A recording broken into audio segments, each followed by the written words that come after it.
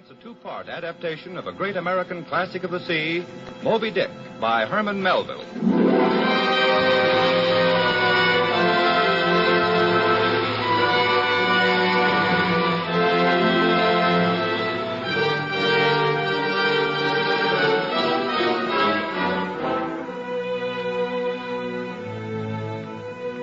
Herman Melville's place in literature is now securely established.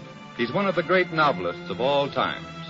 Moby Dick has been adapted for radio by Ernest Kenoy. A special musical score has been composed by Norman Lockwood and is conducted by Frederick Steiner. The two separate parts of the story will be directed to Saturday at the same time by Howard G. Barnes. The Columbia Workshop now presents Part 1 of Moby Dick.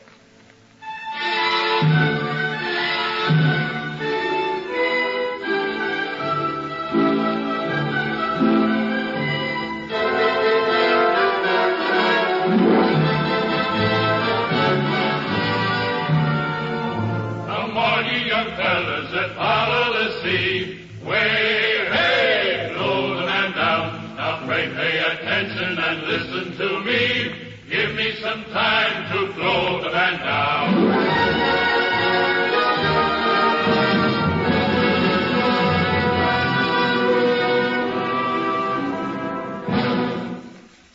Call me Ishmael. Some years ago, in the 1840s, having little money in my pocket and nothing to interest me on shore, I took myself to the old island of Nantucket.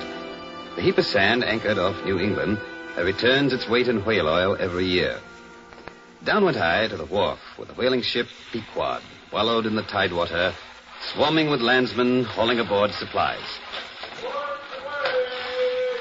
She was small, seasoned, weather-stained in the typhoons and calms of all four oceans. Her rails and sheave blocks were fitted out with whalebone. A noble craft, but somehow most melancholy.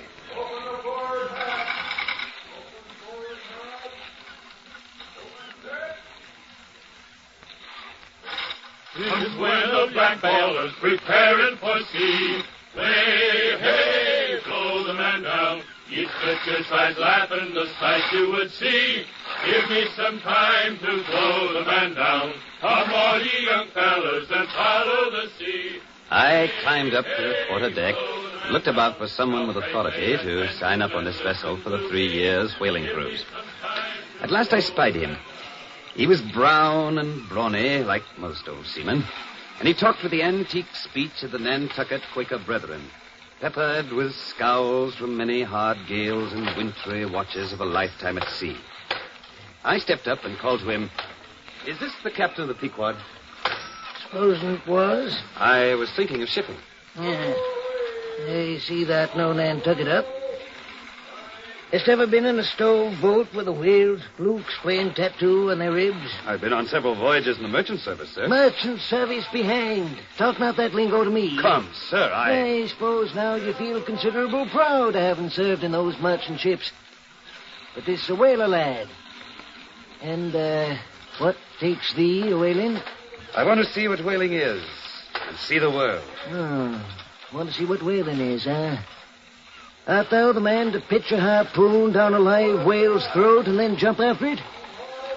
Have you ever clapped eyes on Captain Ahab? Oh, are you not the ship's captain? Nay, I be Captain Peleg, the owner. Ahab's the captain. Ahab with his leg of chiseled ivory. His leg was lost, sir. Devoured it was. Chewed up. Crunched by the monstrousest Parma-City whale to ever chip the boat. Well, I'm still bound to go a whaling, sir. Well, then now, mayst as well sign the papers right off. Here's the book. 3-year voyage it is. I know. There. And can I see the captain? And what dost thou want of Ahab? Why, to... No matter. Thou canst not see him now. Captain Ahab's a queer man. Some say a sick one. Mark ye be forewarned. He lost his leg the last voyage by that accursed whale. And he's been moody. Desperate moody. And savage. But among sailors, a missing leg is common. Ahab's above the common. He's been in college as well as among cannibals. Been used to deeper wonder than the waves. And fixed his harpoon in mightier foes than whales. Aye, lad. Mark you well, Ahab. and hold him in awe.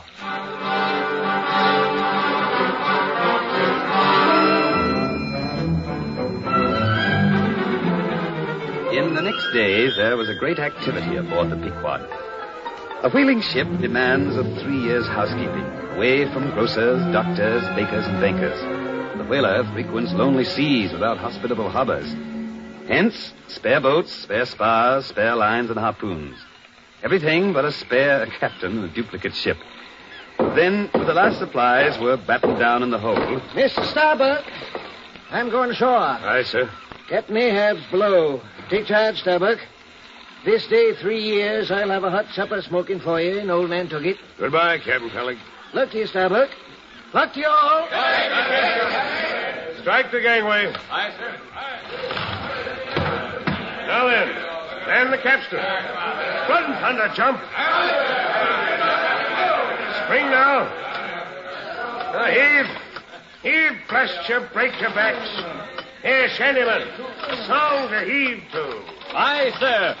We'll man the good capstan and run it around. Way-o-ree-o,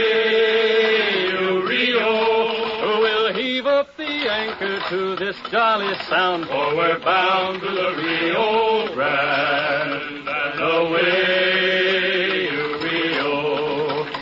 way-o-ree-o, so fare ye well, my pretty young girls, for we're bound to the Rio Grande.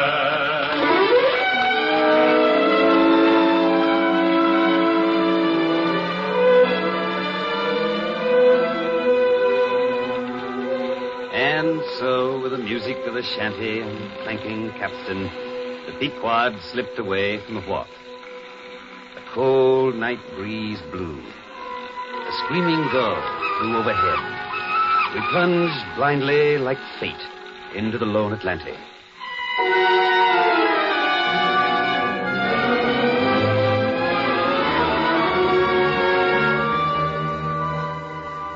For several days after leaving Nantucket, nothing above hatches was seen of Captain Ahab.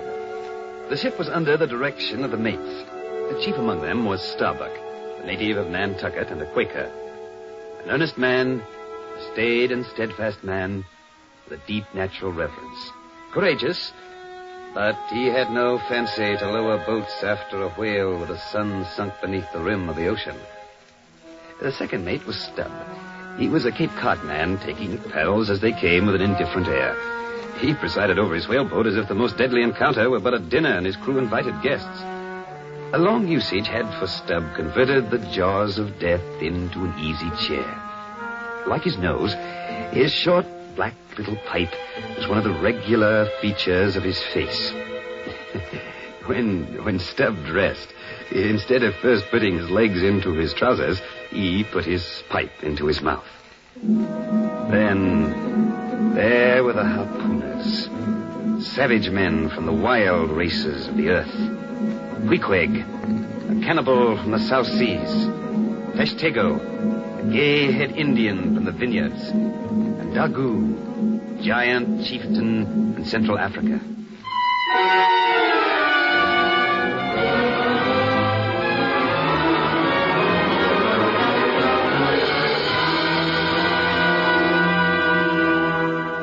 South we sail, leaving behind the merciless winter.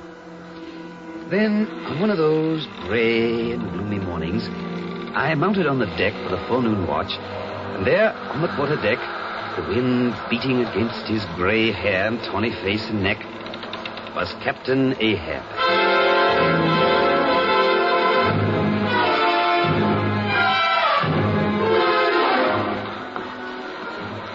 Like a fevered beast, he paced the quarterdeck, and throughout the ship echoed the horrible, heavy thump of the gleaming ivory post that served him for a leg. Sabat, Mr. Sabat. Aye, Captain. Send everybody aft. Everybody? Aye. I said, sail. Come down, everybody aft. Move in. Stir away. All men assembled, Captain Ahab. Good. Now then, what do you do when you see a whale? Sing out for him. Aye, and what do you do next? Lower away and after him. And And what tune is it you pull to? A dead whale or a stove boat? Now, ye masthead lookouts, do you see this Spanish ounce of gold? Pure gold, men, do you see it? Starbuck, hand me that hammer. Aye, sir. Look at that gold shine, men, like the sun. The hammer, Captain. Aye. Now, listen well. Whosoever of you raises me a white-headed whale with a wrinkled brow and a crooked jaw, whosoever of you raises me that white whale with 3 holes punctured in his starboard fluke, he shall have this ounce of Spanish gold. Look ye now, look ye. I'll nail this gold piece to the mast. White whale, men. Skin your eyes for him. Look sharp for white water. If you see but a bubble, sing out. Captain Ahab, that white whale must be the same that some call Moby Dick. Moby Dick? Do ye know the white whale? Does he fan tell a little, sir, before he goes down? And has he a curious spout, too? Very bushy for a parmacetty. Has he 3 harpoon irons in his hide, Captain, all twisted around? Aye, the harpoons lie all twisted and wrenched in him. Death and devils, men, it is Moby Dick you've seen. Moby Dick. Aye, it was that accursed white whale that sliced me, sheared off my leg. I'll chase him round Good Hope, and round the Horn, and round the Norway Maelstrom, and round Perdition's Flame. But, Captain... That's what you've shipped for. To chase that white whale till he spouts black blood and rolls fin out. What say you, men? Will you splice hands on't? Aye, a sharp eye for the white whale! A sharp lance for Moby Dick. Steward. Aye, sir. Go draw the great measure of grog. Grog all around. But, Mr. Starbuck, what's this long face? Wilt thou not chase the white whale? Nay, Captain Ahab. I be here in this ocean to kill whales for my living, not to be killed by them for theirs.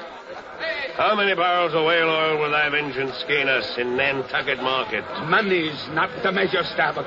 My vengeance will fetch a great premium here, within my breast. Vengeance on a dumb brute that robbed thee of thy leg from blindest instinct?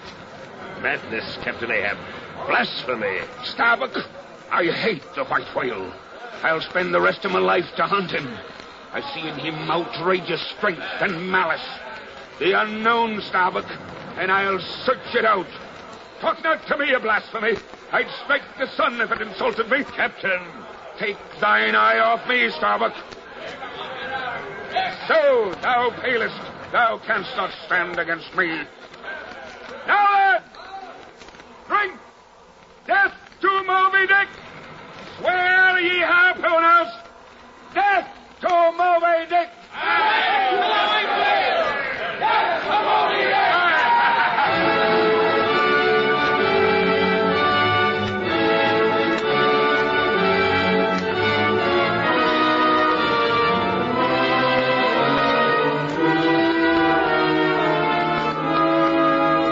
I, Ishmael, shouted with the rest.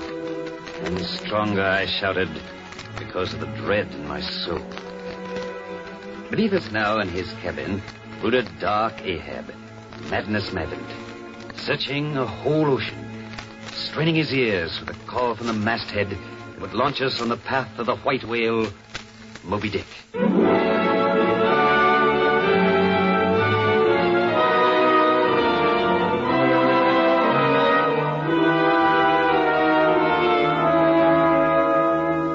Round the Horn we sailed into the vast cruising ground of the Pacific. The days were sultry, and the rolling swell of the ocean rocked the ship into a doze. High above the decks, the lookout scanned the desert of water. Aloft in the cross trees was Tashtego, a gay-haired Indian harpooner. Suddenly he stiffened.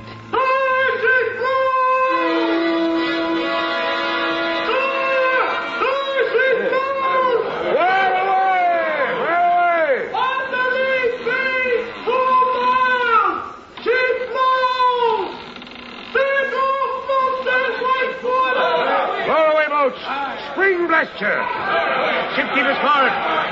fetch the captain. I'm here, Mr. Starbuck. I'm taking a boat. But, sir, no captain. Here's one that does. Look ye, Mr. Starbuck. I've shipped my own crew. Wild ones they be, from the far islands, living on the smell of blood. Now, lower away. Aye, sir. Lower away. Away it is! Mr. Starbuck, do you keep your boat away from mine? Aye, sir. Unship your oars. Way back now. Pull. Pull. There she blows again, dead ahead. Pull. Pull, then. Pull.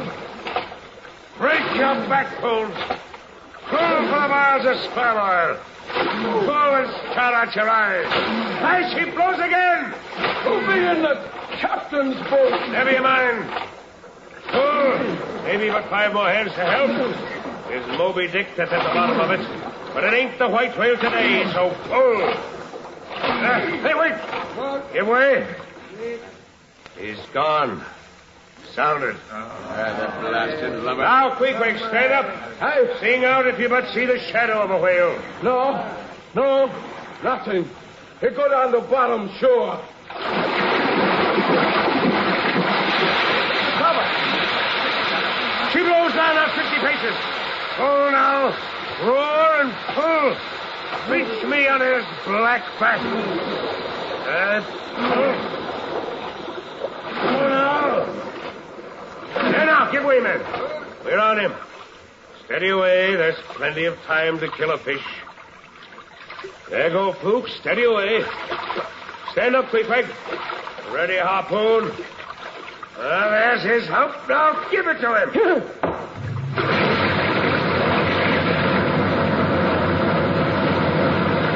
Soon all. He's started to run.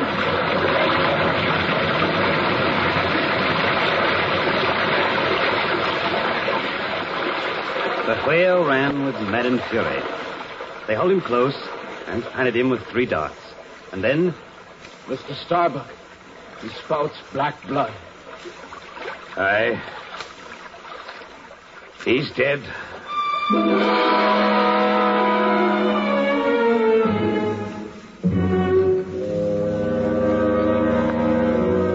The whale was dead, wallowing in the blood of his bursting heart.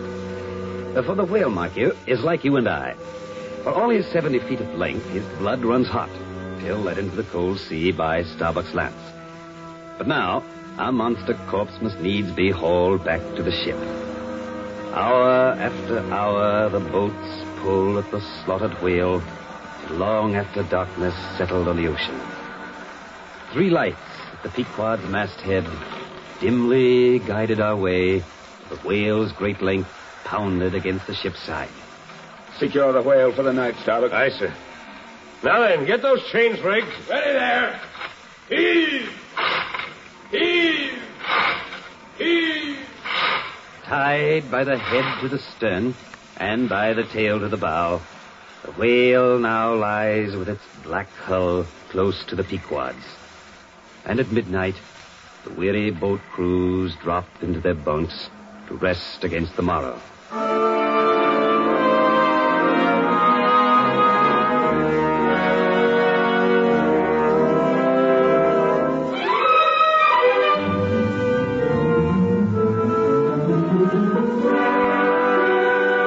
Next day, the men are back to the whale bright and early. Up to the rigging swing the enormous cutting tackles. Then the giant blubber hook swings out over the whale. Belay heaving. Now again, slowly. Swing it out to the left. Starbuck and Stubbs swung over the side and, balancing on the slippery corpse, chop a hole in the mighty flank of the dead whale. The blubber hook swings down from the rigging and hooks into the bleeding hole. Starbuck slices a semicircle around the hook with his cutting spade. Ready now. She's set. Take her away. On board, the men fling themselves against the capstan. The whole ship heels over at the strain. Every bolt in her starts. She trembles, quivers, and a swift throttling snap and the first long strip of blubber is peeled off and hauled into the air. Round and round swims the whale as the blubber is stripped off like the rind of an orange. Then, lowered into the hold of the ship, the nimble hands keep coiling it as if it were a blanket. Thus, all day and into the night. Haul in the chains. Let the carcass go astern. The peeled body of the whale, minus the head, floats slowly astern, followed by the swarms of snapping sharks. Now, only the giant head hangs by the Pequod's side.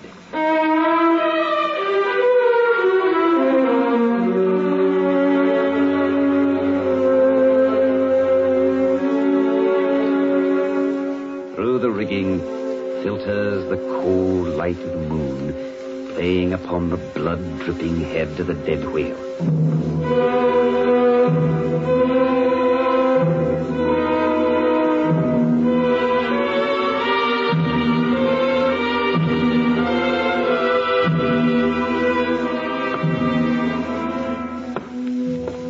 Alone on the quarterdeck strode Ahab. Then, holding himself erect, he fixed his burning eye on the black and hooded whale head hanging there. Speak, thou vast and venerable head. Speak, mighty head, and tell us the secret thing that's in thee. Of all divers, thou hast dived the deepest, where unrecorded names and navies rust and anchors rot, with bones of millions of the drowned. There in that awful waterland was thy most familiar home. Thou hast slept by many a sailor's side, O head. Thou hast seen enough to split the planets and make an infidel of Abraham, and not one syllable is thine.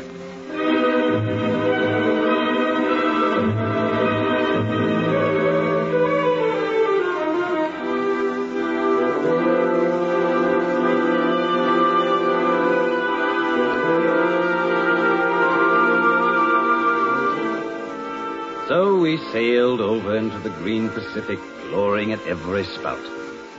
On the mast, the coin of Spanish gold gleamed. Every lookout paused to stare at it as he climbed the masthead. And Ahab paced on his quarter deck till sunset, his keen eyes searching into the swell, longing for the sight of the bushy spout, the wrinkled white forehead of Moby Dick.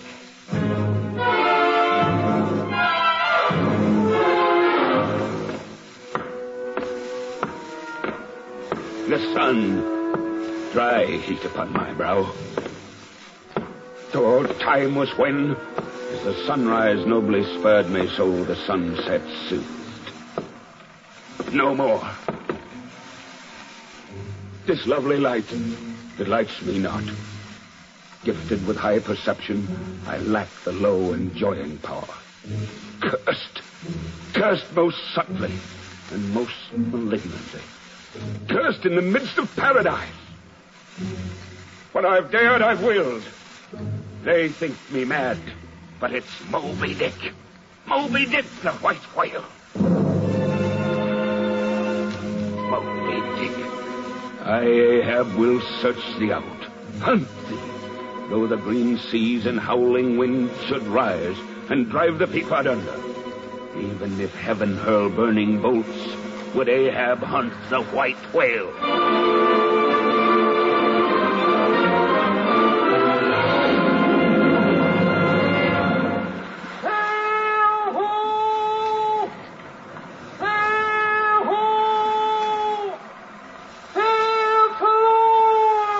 Captain Ahab, sir. Sail to leeward. Hey, Mr. Starboard.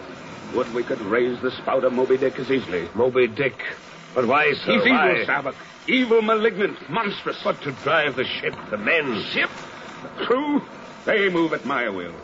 My mind alone directs this microcosm, this world, this universe, bounded by oaken planks, sailing on an ocean of eternity, seeking Moby Dick. Nay, that's mad. Shrink, Starbuck. Rebel. And yet must thou obey the will of Ahab. Down helm. We'll hail that vessel. Down helm. Ahoy! Ahoy, the Delight! Ahoy, the Pequod! Hath seen the white whale! Moby Dick! Aye! Look, you Pequod! See the shattered whaleboat on the beams!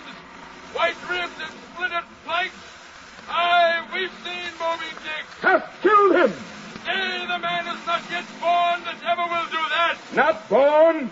Hear ye, Nantucketer. In this hand I hold his death.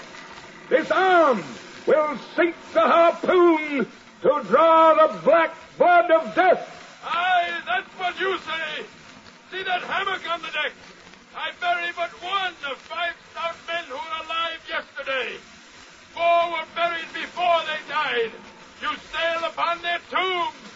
Aye, I've seen the white whale. Where away? 20 leagues hence, north by northeast. Very well. Brace forward, up helm, north and northeast. Captain Ahab. Aye, Mr. Starbuck. Captain, the pumps turn up considerable oil from the bilge. The oil casks below must have sprung a bad leak. So? We want up Burton's, heave to, and break out. Up Burton's and break out. Now that we bear down on Moby Dick like the threatening typhoon, heave to for a week to tinker a parcel of old hoops. Either do that, sir, or waste in a day more oil than we can make good in a year. Had ye not Moby Dick is sighted? What we've come 20,000 miles to get is worth saving, sir. So it is, Starbuck, if we get it. I meant the oil in the hold. And I, the white whale. Let the cask leak. The world leaks. Yet who can stop it up in the deep-loaded hull, or hope to plug it in life's howling gale? Let the oil casks leak, Starbuck. I'll not heave to. What will the owner say, sir? Let the owner stand on Nantucket Beach and out yell the typhoon. But, Captain. Owners, owners. As if the owners were my conscience. Look ye, the only real owner of anything is its commander. And hark ye, my conscience is in this ship's keel. Captain Ahab, a better man than I might pass over in thee, but he would resent in a younger man. I or in a happier. What dost thou then so much as dare to question me, begone? Nay, sir, I do entreat, and I dare to be forbearing. Shall we not understand each other better, Captain Ahab? Starbuck, see thou this pistol. There's one God that's lord over the earth, and one captain that's lord over the Pequod. Put up thy pistol, Captain. I ask thee not to beware of Starbuck. Thou wouldst laugh. But let Ahab beware of Ahab. Beware of thyself, old man. Thou art brave, Starbuck, but thou still obey. Careful bravery, that. Ahab. Beware of Ahab. Aye, there is something there. But Moby Dick is close. The white whale. Unfurl at the gallant sails. Shake out the reefs, north and northeast. We sail for Moby Dick, though the world split. He shall spout black blood, though we chase him 3 times round the horn. Hey, that's Ahab's fate. Though grinning death with pointing finger, ride the bowsprit as we sail. Though Ahab, Starbuck, and the swarming crew sink downward, gasping through the pounding waves. Up helm! We sail for Moby Dick!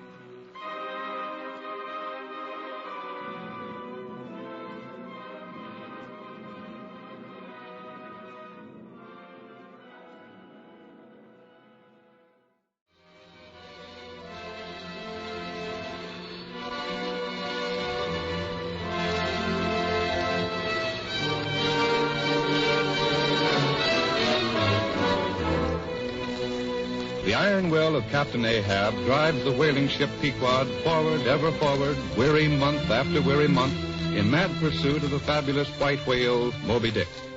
The officers and crew grumble and dream of home, but cannot bend the single purpose of the revenge-obsessed tyrant. Captain Ahab walks the decks of the Pequod with an ivory stump, where Moby Dick took off his leg when last they met. The tale is told by Ishmael.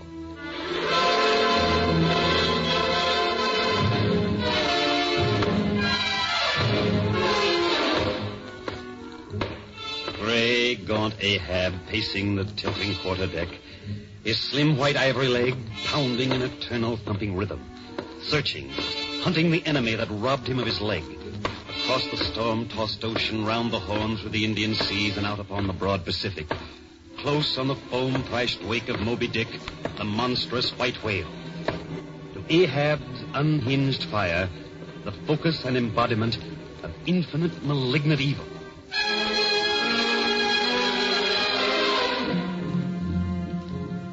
Just as the unsetting polar star, so Ahab's purpose gleamed down on the constant midnight of the ship's gloomy crew. In this foreshadowing interval, all humor vanished. Starbuck the mate smiled no more, and Stubb the second officer stilled his cheerful song. Like machines, they dumbly moved on deck, ever conscious that the old man's desperate eye was on them. Captain Ahab, sir. We must send down the main topsail yard. Strike sail, Mr. Stafford. Aye, sir. The lee lift is half stranded. Shall I strike it, sir? Strike nothing. Lash it. If I had skysail poles, I'd sway them up now and carry double canvas. We're on his trail, Starbuck. We close hourly on Moby Dick. Double canvas in a gale, sir. Tis madness, Captain. Aye, Starbuck, mad, demoniac. Thou dost abhor thy captain's hunt. But Starbuck's body and Starbuck's will are Ahab. My magnet at thy brain draws off rebellion. Insane old man, beware thyself. Hark ye, Starbuck. We strike no sail nor shorten canvas. Nay, not if the typhoon sweeps away the mast. Until the masthead cries out for Moby Dick. Until he spouts black blood. And in his hand I clutch his evil heart.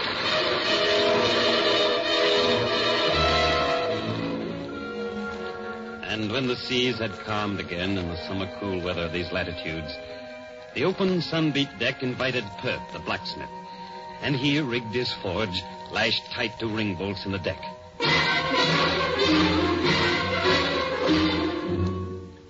Surrounded by an eager circle, all waiting to be served, he mended boat spades, pike heads, harpoons, and lances.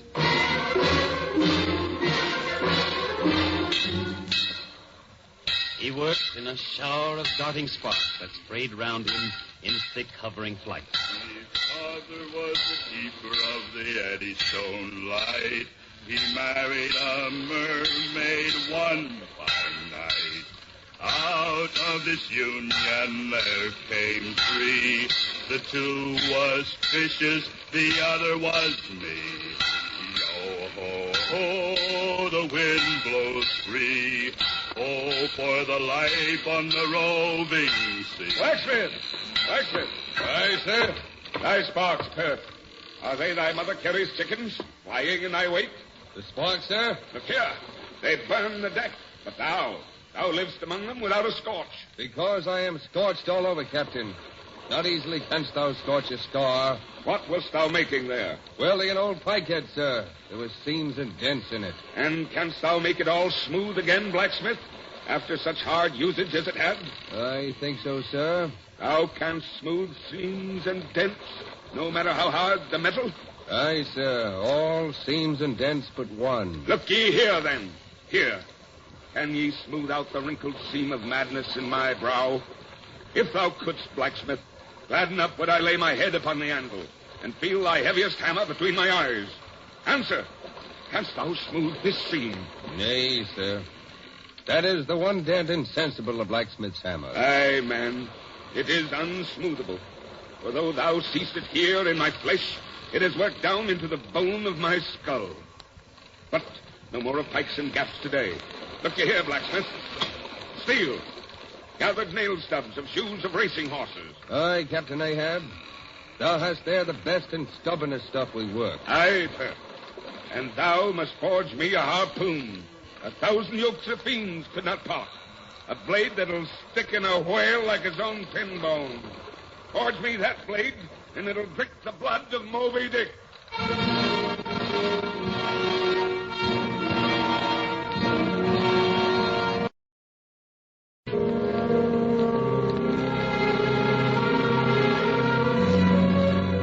Through the tropic afternoon, the blacksmith heated and hammered the stubborn steel. And while Ahab paced beside the forge and fixed the blade with greedy eyes. Then, as the sun sank down beyond the yard, the blacksmith lay... But for the tempering, will you shove the water cask near? No water. I want it of the true death temper. Ahoy there! Dago, quick. What say ye pagan harpooners? Hey, Captain. Will you give me as much blood as will cover this bar? Blood? Aye. Blood. For a true temper. For a blade as sharp as the needle sleet of the icy sea. Aye, Captain, I'm willing. All right. Your arms, then. And careful with the knife. First, Dago. Quick. Now then, put ye your arms over this hot blade and turn them. There. Tempered in blood, ye harpoon. Baptized in the name of the devil. Moby Dick, I hold thy death. And now I'll drink thy heart's blood and see thee roll. In out!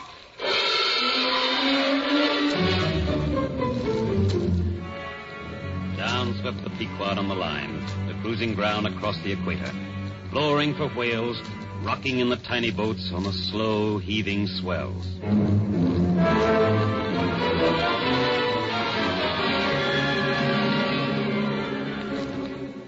But warmest climes but nurse the cruelest fangs. Skies the most effulgent, but basket the deadliest thunders.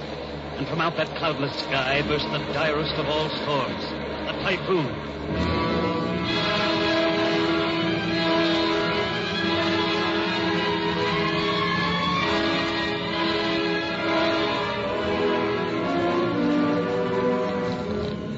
By evening, the Pequod, torn of her canvas and bare poles, struggled as sky and sea roared. The disabled masts fluttering with the rags of canvas left by the first fury of the tempest. Stop! Stop! Aye, Mr. Starbuck. Come out! All double lashed. Wrenched me. Wave. It's round the world you come to do it. A waste of travel and poor stub. Is again and a joke is a word. Stop at the typhoon train. The sky all aflame. Not a brave man, hold thy peace. But I am no brave man. I'm a coward, Mr. Starbuck. I sing to keep my spirits up. Silence. There's no way to stop my singing in the world but to cut my throat. And then 10 to 1, I'll sing you the doxology for a wind-up.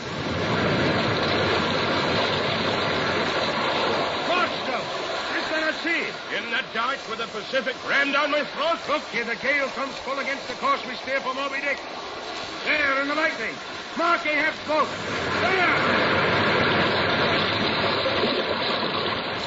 There, the boat's stove in. Aye.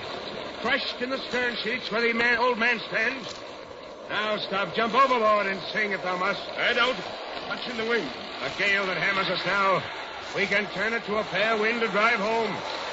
Yonder to windward all is blackness of doom. But lowered away from Moby Dick is home. Oh, God, turn us back to Nantucket and home. Starboard! Aye, Captain. Come now about. Drive into it. Nay, Captain. Let me square the yards where we may and make a fair voyage of it homeward. Avast, starboard. I'll cut down the first to cast loose the rope's end. Your rows to hunt the white whales are as binding as mine own. Hey, starboard, we ride into the typhoon. But the anchors are working, sir. Shall I get them inboard? Sir, nothing but lash everything. The wind rises. Quick and see to it. By masts and keels. You take me for the hunchback skipper of some coasting smack. Send down the sails. No. We go on.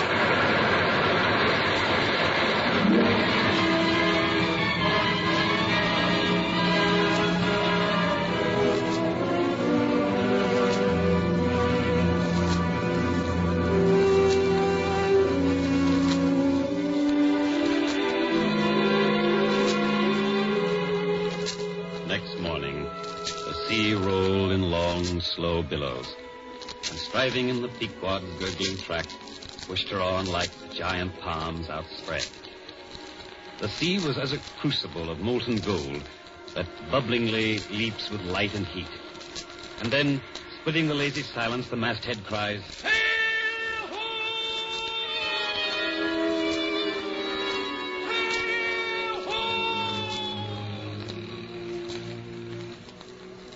On the horizon, its Gansels just visible over the saucer of ocean, a large ship, the Rachel, bore down directly on the Pequod, her spars thickly clustering with men.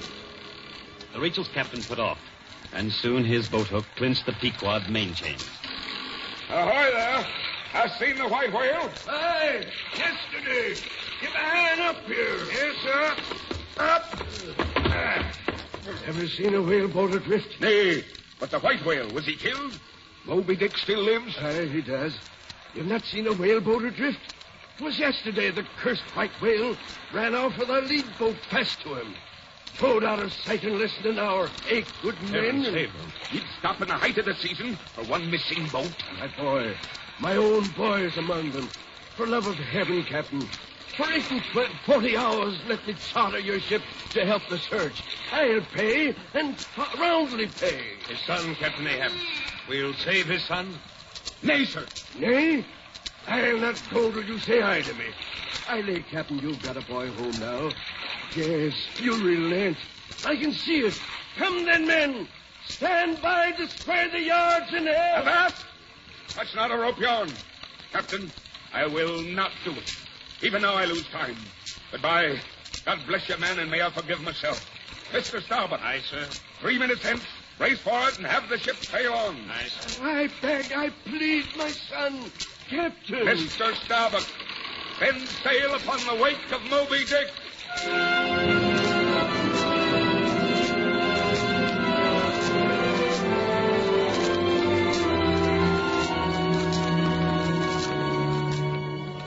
Soon the two ships diverged their wakes. As long as the strange vessel was in sight, she yawed hither and thither. And by her winding, woeful way, you plainly saw that this ship, that was so weeping with spray, still remained without comfort. She was Rachel, who wept for her children because they were not.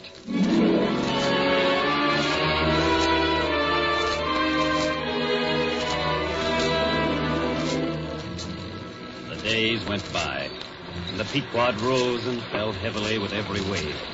And Ahab, driven by the fire within him, strode the deck with restless urgency. Starbuck! Aye, sir. Oh, Starbuck. The mild wind and gentle sky. On such a day as this, I struck my first whale. 18 I was. 40 years ago. A long time, Captain. And not 3 years ashore. Oh, weariness. 40 years on dry, salted fare. Fit emblem of the dry nourishment of my soul. Thou art married? Aye. A young girl. But a wife? Rather a widow whose husband lives. I widowed that girl when I married her, Starbuck. Old Ahab. More a demon than a man.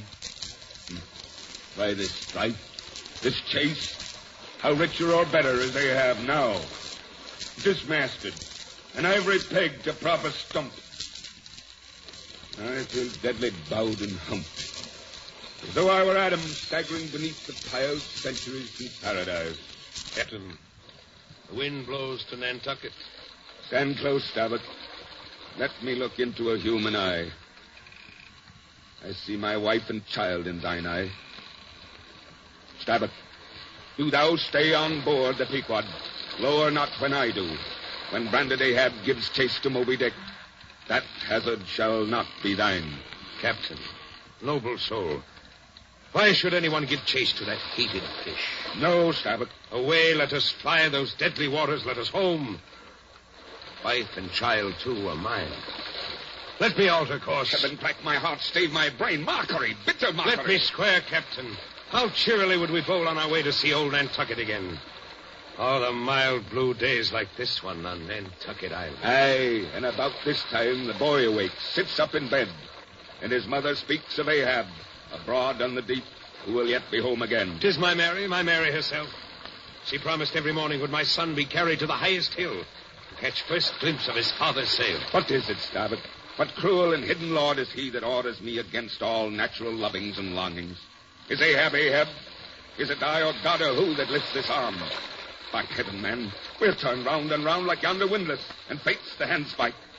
But we'll sleep at last, Starbuck. I cling to that.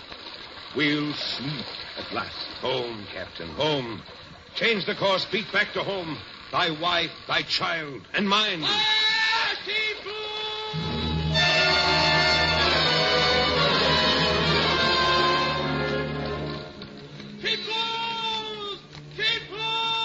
Where away? A league on the lee beam! It blows there! Aloft like a snow hill! 'Tis white! 'Tis white! 'Tis Moby Dick! In stunsails! Stand by, 3 boats! Mr. Starbuck, Aye, sir. remember, stay on board and keep the ship. Aye, It sir. blows again! There! There! Down there. Luff a point. Aye, sir. Luff a point it is. So, steady. Steady she goes, sir. Boat crews, tumble out there. Run, blast you, run. Boats, man, sir. Lower. Aye, sir. Stand by. Let go. Keep the ship, starboard. Aye, sir. To leeward, sir. Now, men, unship your oar. Now then. Pull! Blast you! Beats me on the back of Moby Dick. I see thee now. Pull! I have thee, Moby Dick.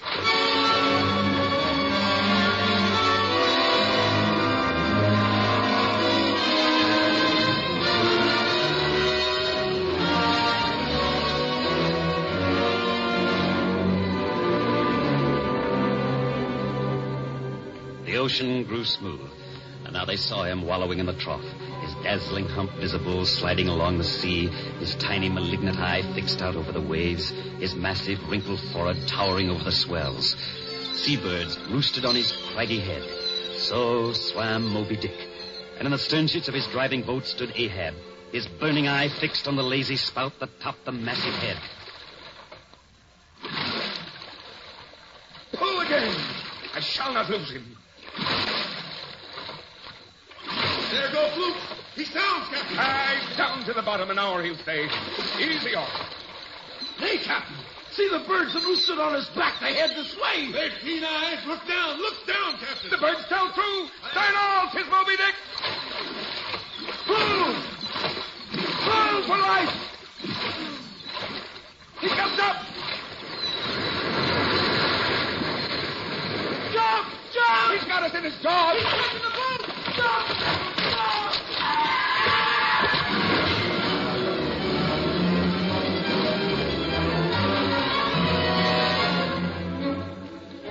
Into the churning sea spilled Ahab as the whale's jaws crushed the frail gunwales and sliced the boat in two. And withdrawn from his prey, Moby Dick now lay at a little distance.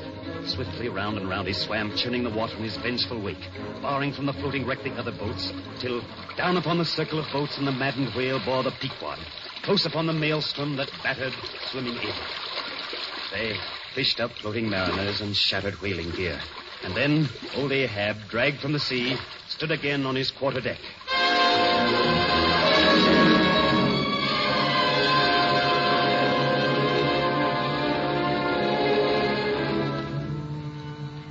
The morning of the third day dawned fair and fresh, and once more the lookouts dotted every masthead and almost every spar. Time itself now held long breaths with keen suspense. Hours passed, gold beaten out to ages. Keep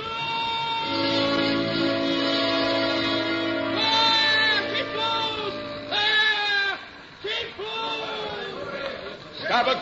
Sir. For the third time, my soul's ship stops upon this voyage. Aye, sir, thou wilt have it so. Some men die at ebb tide, but some at low water, and some at the full of the flood. Shake hands with me now, man. Oh, Captain.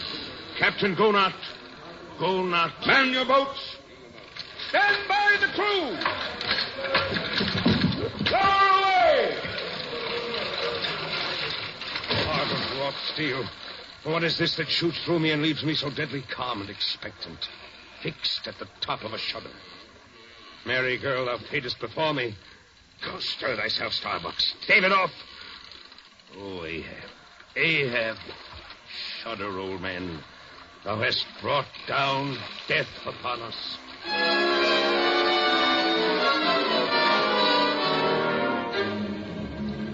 The whaleboats rocked slowly where the spouting Moby Dick had sounded, waiting till he should rise and blow again. Suddenly the waters around them slowly swelled in broad circles and quickly upheaved. A low rumbling sound, a subterranean hum, and shrouded in a thin, drooping veil of mist, a vast form shot lengthwise from the sea.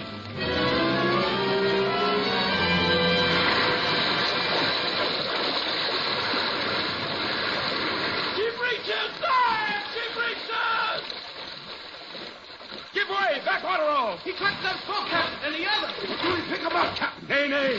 We still float, and Moby Dick lies 2 boat lengths off. Pull now. Pull. She blows, Captain. Pull again. Once more. Now then, slack off. Hold steady. Harpoon. Now.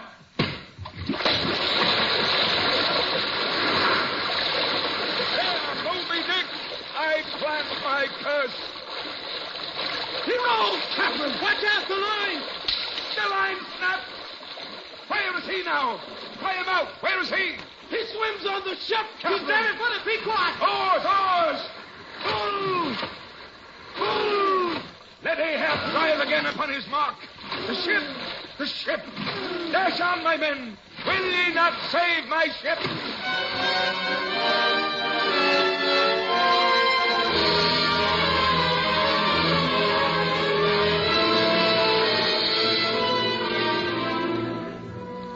Straight upon the advancing prow, the Pequod drove Moby Dick, smiting his jaw amid fiery showers of foam. On the ship's deck stood Starbuck and sea-drenched Stubb, rescued from the wreckage of the stowboats. The masthead screamed a warning. They turned and caught sight of the downcoming monster. Away! The wheel! Up helm, up helm!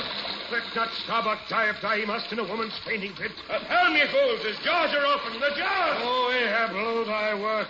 Steady, helmsman, steady. Up helm again! He turns to meet us. His bow drives on. May God stand by me now.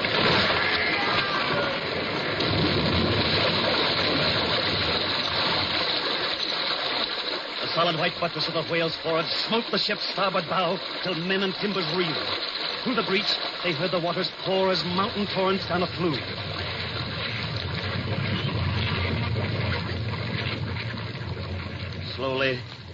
Slowly, the ship settled in the water. The whale lay quiet within a few yards of Ahab's tiny advancing boat. Thou firm, death-glorious ship, must ye then perish and without me? Oh, lonely death. Oh, lonely life. Moby Dick, towards thee I roll, thou all-destroying but unconquering whale. To the last I grapple with thee. He blows, Captain. One more pull now, men. There! Steady off. From hell's heart I stab at thee. For hate's sake I spit my last breath at thee. Let die while chasing thee. Tied to thee, thou cursed whale. Thus I give up the spear. Captain, he's sounding. Captain, the line is found. Catch it once and get him around the post. The line, Captain. Watch that loo, Captain.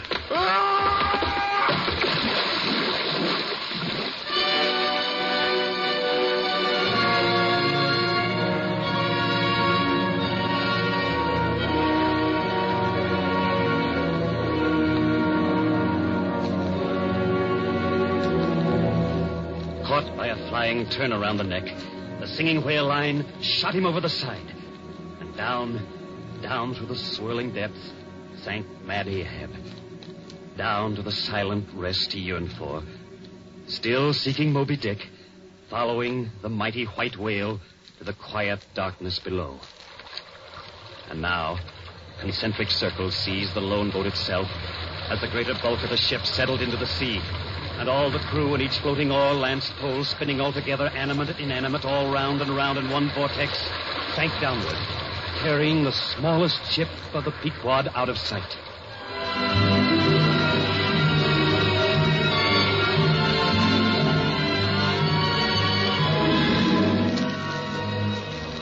Now, small fowls flew screaming over the yet yawning gulf. A sullen white surf beat against its steep sides. Then all collapsed, and the great shroud of the sea rolled on as it rolled 5,000 years ago.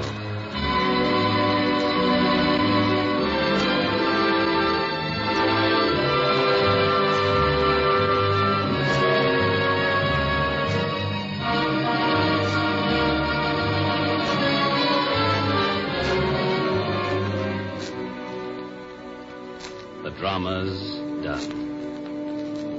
Why then here, does anyone step forth.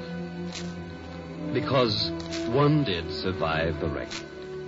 I, Ishmael, floated in the wreckage at the margin of the vortex.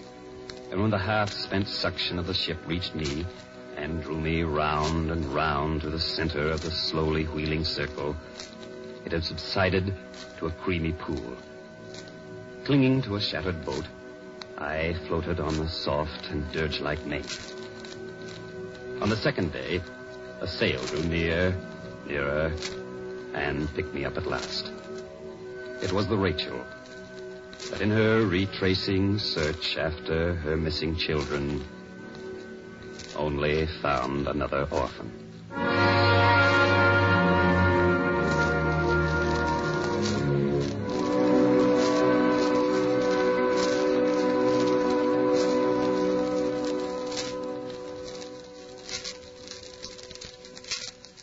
So ends Moby Dick by the great American novelist Herman Melville. Today and last week, the Columbia Workshop presented this classic of the seas in two parts as adapted by Ernest Kenoy and directed by Howard G. Barnes. The musical score was composed by Norman Lockwood and conducted by Frederick Steiner. Included in the cast were Sidney Smith as Ishmael, Neil O'Malley was Ahab, and Charles Irving was Starbuck. Next week, over most of these same CBS stations, the Columbia Workshop will present an original fantasy by Joseph Ruskell entitled Lee Fountain Comes of Age, which will be directed by Werner Michel with a special musical score by Alexander Semler. Saturday night is good listening with CBS, so listen now over most of these same stations to the famous correspondent Larry LeSueur in the news. He'll be with you in a moment. This is Don Baker for CBS, the Columbia Broadcasting System.